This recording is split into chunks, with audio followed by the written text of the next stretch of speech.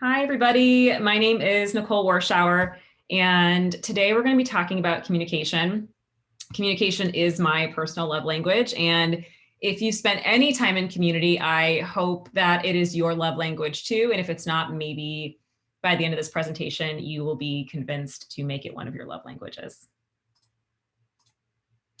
So what are we talking about today? 7 things seems like a lot, but I really do want to make sure we have plenty of time at the end to talk through some opportunities for bettering your communication with your community. And again, you're going to hear a lot of comms throughout this entire presentation. So we're going to talk about the words, but also the people who deserve to hear from you. So we'll talk a quick brief intro, why communication matters, who is your who, and then what to say to whom, your tone, choosing the right communication channels, and then again, some time at the end to talk about your gnarliest community comms situations. And if you don't have some, I can guarantee you I've had some really, really good ones.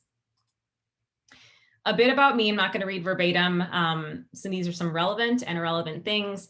I've been in the community space for over 10 years at this point. I've worked at the likes of Yelp, Dribbble, and currently at Trusted Health, which is a place for the modern nurse. We place nurses in travel positions all across the country.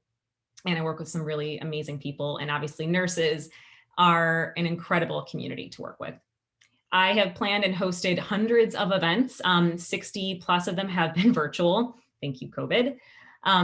Overall, I think it's really important to share that I believe that a strong community is the best differentiator when it comes to not comparing yourself and kind of sticking out from the crowd to any other community and any other company out there. I've led communications through some really crazy situations, societal shifts, natural disasters, corporate stuff, as well as I am a very proud troll squasher. I'm happy to give tips for any of that at any time. And I'm also a mom of 2 daughters. They are 8 and 6. I am married. I am also a soccer player, a snack seeker, a voracious reader, and a makeup lover. And so that is me in a nutshell. So let's start. So clear, inclusive, and timely communication is my love language. And if you spent even an iota of time in community, this is what can set you apart as a community manager, a leader, a mentor, apart from literally any other communicator and community builder that you will come across. So first up, we're going to talk about this. Why is communication so important in the first place? It's trust, right? Think about any situation you've had building community. If you don't have trust with the person you're speaking to and the person you're interacting with, they're not going to believe you. They're not going to come back to that community. They're not going to come back and spend time or money with you or the business or the brand that you're representing. So trust and community. I think it's really important to share that you cannot have one without the other. Trust and community, community and trust. It is truly the foundation of every milestone that I've ever experienced in community, from launch all the way up to like the evangelism of a brand.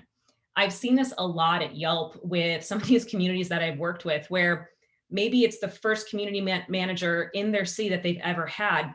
They don't know anything about that person. They barely know anything about the brand. If they're not talking to a good communicator who they can trust to say what they do and do what they're going to say, they're not going to be coming back. They're not going to be coming back to a digital site or an in-person situation. So truly at the end of all of this, your community needs to know that you will say what you will do and you will do what you will say. And I know that seems fairly elementary, but I cannot tell you how many people don't abide by that really basic rule of trust and communication. So great. Trust is wonderful. We all like trust. I love this phrase because it sounds really sassy, but it's not. So who do you think you're talking to? How are you going to figure out exactly the right person to hear the words that you want to craft? Above all, you need to know your who. If you don't know this, your words might not matter at all. I think everybody who's spent, a bit of time in marketing in general, figuring out the parameters of your specific segment of who you're addressing and you're communicating with and for could include any of these following. And I'm sure many, many more that I haven't put on this slide. I'm sure many of us have seen, monthly active user, daily active user, weekly active user, whatever it would be. That is going to shape the communication for that group, certainly. Demographics, everything from how someone identifies to where they're from to their psychographics of what they prefer and how they prefer to be spoken to and what channels.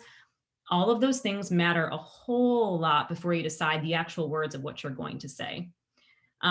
Life cycle stage, if you're thinking about where your ideal community member or customer is, certainly you're going to talk to somebody very differently if they just encountered your product or service that day than if they've been an evangelist for you for 10 years. It's a very different set of communications.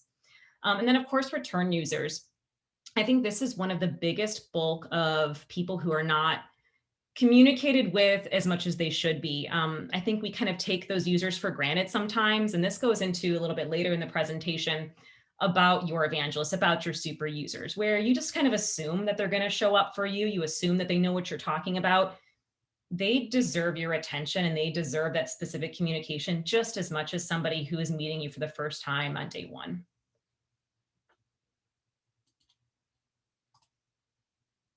So you have your who, you have your how. Now it's about what should you say to whom? I'm sure, I mean, show of hands, who has seen the bullseye at some point in their community life? Yeah, of course you have. This is not being basic to be basic for basic's sake, right? This is something that I have to remind myself of all the time. And I'm sure you all do too. You end up speaking to your product managers or your head of communications or your managers or your CEO, kind of drilling this down into their head that there are these super users and these evangelists that you have to speak to, you have to cultivate, and you want to get everybody towards that middle of the bullseye, knowing that you can't, right? You're not going to get everybody to be a super user and an evangelist. But all that being said, if you're not thinking about the right communications for the right segment of this very basic bullseye, like you're missing the mark. So I'm going to talk about these three in very general terms that I think it's most helpful for. And I would love to hear from you all at the end if there's some things I missed or things that you think are most important. But kind of the first piece is the newbies. How you define a newbie is really up to you and your company. For me, like with nurses, it would be someone who's maybe come across our site and signed up and only been with us for maybe a couple days. Obviously, Trusted is a travel nurse company. And so if they're looking for a role, they can move through that cycle very, very quickly. So newbie for you versus newbie for someone who's selling clothing or skincare could be very, very different. But these are some kind of basic practices that I use that really, really help when it comes to newbies, whether it's email, SMS, in-app, in community. Kind of basic, but I think it needs to be underscored. Welcome them with kindness. This is someone who's spending their day connecting with a brand or a service that they have never connected with before. And if they don't feel welcomed, if they don't feel like it's somewhere for them to belong, they will leave and they will not come back ever or for a very long time. That being said, you also want to make sure to show them the way. I think oftentimes we forget that all this kind of industry knowledge that we've acquired, all this community knowledge is obvious, is everywhere, and it's not. So you will have to repeat yourself multiple times for newbies. You will have to show them the way over and over again of, where to find those evergreen resources, how to connect with other people, what are kind of the guidelines that they should follow when they are entering the community so they can make the most of their experience. The third piece here is solve their initial problem. You may not be able to solve all their problems, like wouldn't that be great? But for their initial problem, if somebody is thirsty and they are going to a community to get a drink, give them a drink. Like that is something you can absolutely solve. Or if someone is coming to a community with, let's say they're having an issue with Google Drive and they're going to the Google community, if that's something that an expert can solve for them or you can help them find the answer to, that's your job. Your job is to help them and to help them solve their problem. And to be kind. Again, that's just like more my role. The couple things that I think are a no-go when it comes to newbies is information overload. It is so tempting to like blast them with article after article and videos and recordings. Like, I'm sure your content is amazing. I'm sure you have really, really good blog posts. But what I found, and I bet you'll agree, is that you might get them to read one or two things, maybe watch a short video, maybe catch up with you on social. You're not going to get all of them. And I find this, and I'm a big proponent of like really good, clean content to help someone move along the process of the life cycle that you have. But I think if you've been in this world for the last year and a half, we have lots and lots of events, this one included, lots of recordings, lots of things like that. I wouldn't expect too many newbies, and frankly, most people will go back and watch video after video that are 30 minutes, an hour long. They're not going to do it. At least no one that I've really encountered will do it. So if you know that about your newbies and you know that about the human experience, take those videos, chop them up, and make them into bite-sized components that your newbies will actually appreciate and like. So kind of like think through that when someone's brand new to your community. Don't overload them. The second piece that's kind of a no-go is don't assume that they know your community norms. I saw this a lot at Yelp where someone would hop into a forum, let's say for Chicago, which is around about where I live. And if they were new to the city, if they had questions, most people were pretty welcoming, but not everybody. And so sometimes you have to kind of craft that experience for them, like what to expect, what to say, what not to say. Let them understand what your community is like before jumping in completely. So give them a leg up when it comes to that. And then lastly, you're going to see this over and over again. Don't ghost them. Don't give them information and then never come back again. No one wants that. No one wants to be ghosted. I'm not saying you need to poke at them for days and days to make sure they engage with you, but you do need to make sure that they know that you are a resource, you are there for them, and you are willing to engage with their questions. And if you can't do that, if you don't have the time or the bandwidth, or it's just not part of your job description, they need to know who they can go to with their questions. Established. So I think sometimes most people will focus so hard on newbies, and then like the real like deep in it community builders will focus on super users. And sometimes we forget about those established members, right? We forget about I don't want to call it middle management, but like that's kind of the way I look at it sometimes, where this is the biggest bulk probably of your members, of like your true community creators and posters and commenters. So when it comes to kind of crafting your communications for established members, again, figuring out what established means is your first step. What does that mean for you? What does that mean for your service, your brand, your product? The first thing you're going to do is encourage engagement.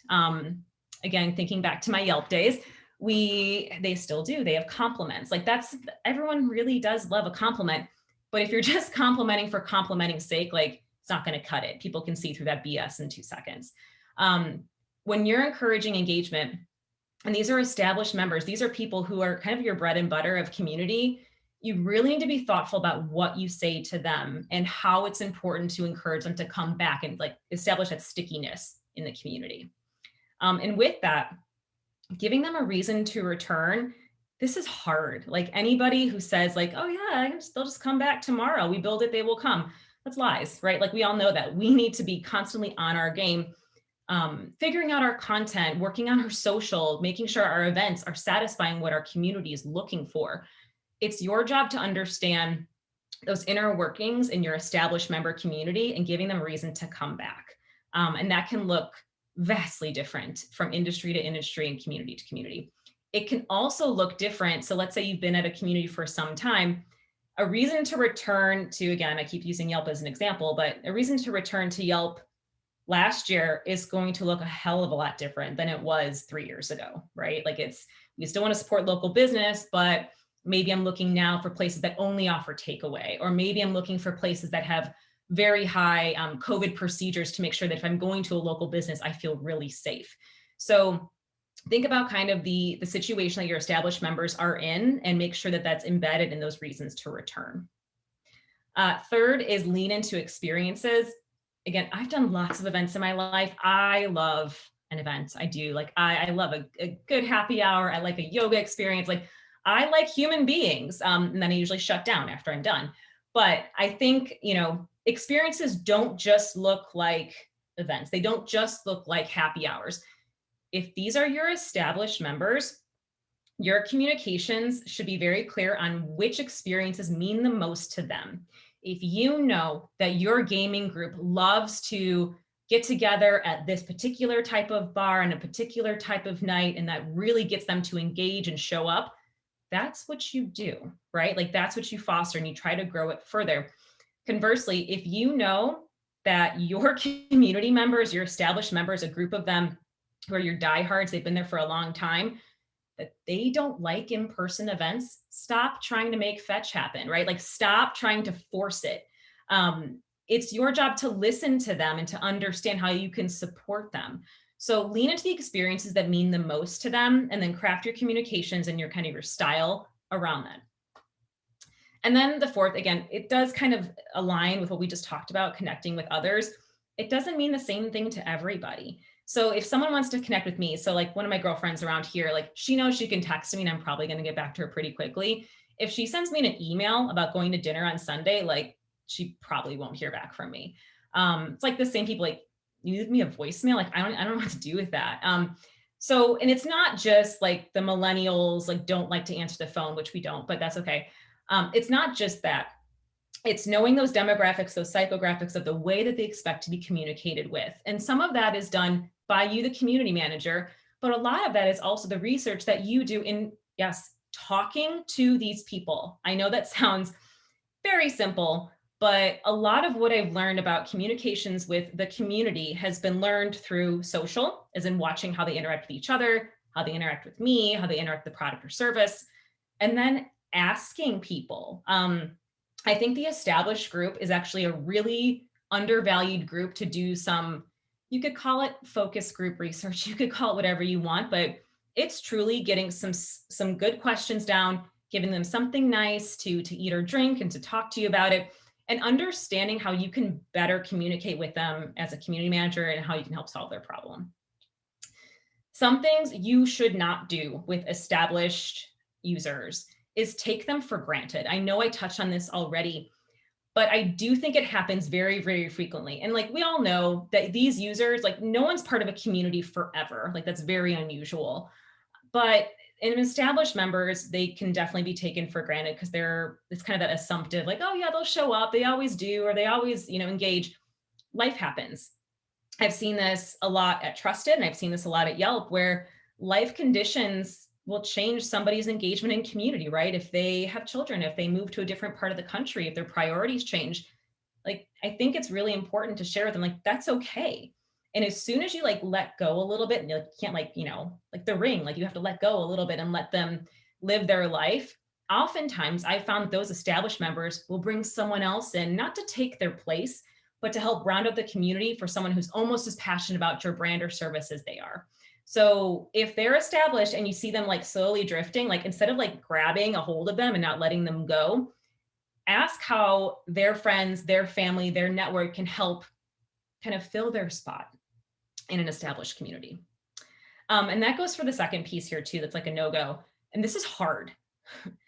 Don't assume that your community, your business, your service is their everything, because it's not. Like, even if it does seem like it is, it's very, very unlikely that it is.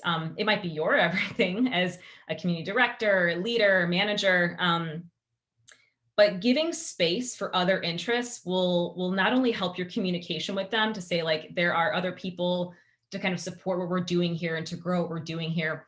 It also leaves so much space for you to connect with other people, other brands, other things that interest them.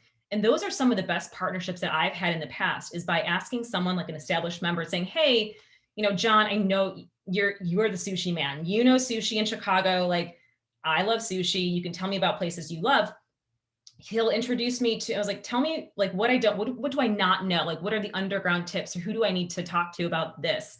I've gotten so many good connections from just an open conversation like that, introduced to chefs here, or like little dives, or partners, big name partners that you would never think that you would work with through your established members, because going back to the beginning, they trust you. They trust you, and you are communicating your needs and how you can support them at the same time. Same deal with established members for the last no-go. Don't ghost them. Like, don't support them, and then just leave. I know, again, that this sounds like, yeah, of course, Nicole, like, why would I just like up and leave? You'd be surprised. It is a lot of work to consistently communicate with your community. Oh my God, that's so much community in there. It's a lot of work. And so I've seen, I'm sure you all too have seen, Burnout in the community space is very high because it's a high energy job. It's a lot of talking, as you can tell. It's a lot of talking, it's a lot of connection. And so sometimes you might need a break, but instead of ghosting them, it's on you to tell them when you need a break. And again, you don't answer to your community, but you kind of do, right? Like you're the one who has to put those established guardrails in place. And if that means that you are taking a break or you are taking a vacation, it's letting your established members know what's going on with you so that when you come back, they're like, I've got you. I'll take care of those flags when you're gone. I'll be the mama bear and I'll watch it while you're gone, or that you need a little bit of help. Okay, last group, your super users. These are your diehard fans, your fans for life. A couple communication pieces. These people, they need to be your first to know. So if there is a big change that's happening in your app, your company, your community, your style, they should be informed. I know from personal experience that super users, your evangelists, those like tippy top of the, or I guess center of your bullseye, it can be a little much sometimes. It can be a little much to manage this process, but it's your job to foster this and make sure that if there's a big swing, a big change coming down the pike, they are the first to know. That will make them feel special. And if you have never heard the term mop fee, make other people feel important, like that's something you need to like put that little kernel into your brain and think about it. These super users want to feel special. And if you take a step back and you think about community building, they should feel special. They've invested a lot of time, energy, money, communities, all of those things into the business that you are running and managing and directing and leading and putting your blood, sweat, and tears into. They're doing the same thing, but they're not getting paid, most likely. So when it comes to how you treat them, again, I kind of treated them like family, like my mother, like my grandmother, depending on the community, obviously. The second piece of that is involve them in the process. We talked about using established users as a focus group, which is great. Super users are like your focus group, right? They are the people who you could connect with your engineering team or your product team or your CX team, probably with your supervision, because I think that's best practice. But involving them in the process, they are using your product and your community probably almost as much as you are. Maybe not quite to the degree in that many hours, but they will find things that you would have never thought of. So if you are going to communicate and say, hey, John, we're working on this new version of the app, this new version of this forum, we'd love to get your feedback. Doing a live session and communicating what they'd like to see is some of the best focus research you would ever get. So involving them in the process and telling them why you're involving them, again, that mop fee principle of making them feel important. These are little things, but this will endear your super user to you for life. Because again, going back to like, why do we care? Like they will trust you. They will trust that you say you want to involve them. You say they matter. You're following it up with the action of pulling them into the process. The third piece is speaking their language. Obviously, the actual language is important. Yes, like that's kind of hypercritical. But also I've noticed this quite a bit. My time at Yelp, I had a couple of different regions, and even some of the dialects and the language, like that is a sign of respect. So if this person in this group is spending tons of time with you and with your product, being able to speak their language and use the words that mean the most to them, the acronyms that mean the most to them, is a very high degree of respect and support for them. So something to keep in mind. And then the last piece that I would absolutely recommend for super user communication is helping them lead by example. I cannot emphasize this enough. These are your people, right? These are your people who will evangelize your brand and your product, but they don't know how to off the bat. That's on you. That is on you to teach them how to connect with others and how to spread the brand love across the board. So if that means little retreats, little events just for them, if it's by mentoring other people in your community, yes, you're making them feel special, but you do have to show them the way, because I'm sure you've been down this path as I have. You kind of assume that super users are just like an employee of the company when they're not. Like, again, they're not getting paid. And so if you want them to lead by example, you have to show them the way first. And that also means encouraging them to continue doing the right things, and then softly correcting them when it's not community practice. And then at the bottom, a couple things that are absolutely no-goes for your super users. Don't overshare your company intel. Like, it's great to have focus groups and, connect these users to what's coming down the pike, assuming it's all above board. But like, don't be sharing documents. Don't overshare anything from funding, stock options. Like, those are things that get gnarly. And I've been down this path in the past, and I'm telling you, like, do not go. Just don't do it. The second piece, which this can be kind of tempting sometimes, because sometimes super users will be all up in your business and they want to do all the things. Don't downplay their part, even though you want to like make sure they stay in their lane, which is totally appropriate. But you should always be ensuring that they feel appreciated. So don't downplay, what they do for you and your community. And then same deal, don't ghost them. They will be not only upset, they will be hurt. And a super user who is hurt is the worst kind of super user, because they have the clout in your community to light stuff on fire, if you know what I mean. So tread with caution. Okay, I wanted to stop for some questions. All right, these are fun questions. Y'all are great. Okay, so your mom was right. You got to watch your tone. So these are proceed with caution. When it comes to your communication, your language, as we've said before, needs to be clear and inclusive. And when I say clear and inclusive, these are things that I consider to be careful with. Watch your pronouns. Like, this is 2021. Like, y'all deserve to have whatever pronouns you want. Respect someone's pronouns. Like, I shouldn't have to say that, but I'm going to say it anyway. The second piece, current events. So I think we can say that we've gone through a lot in the last year and a half, and there are pockets of people who've gone through way, way, way, way more over the past hundreds of years. And so if you are not being thoughtful about current events before you post content, you connect with others, like, check yourself. Like, you should have at least a finger on the pulse of current events every day. I don't care what community you serve.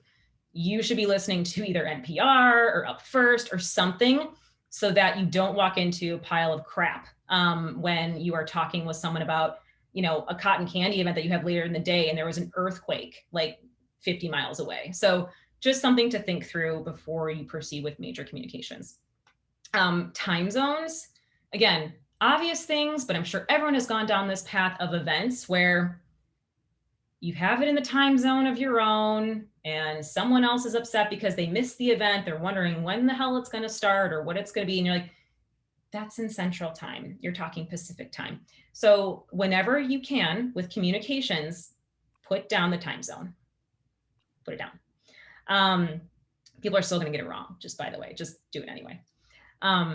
Regional and local verbiage. This is what I mentioned before. So when I'm talking to community, regardless of which stage they're in, newbie all the way to super user, you want to get to know regional and local verbiage if you can, right? Like, if you're even nearby, if you get to know another super user and be like, oh, like, you shouldn't say that. Or again, I talk to nurses all the time and I'm learning language I had no idea.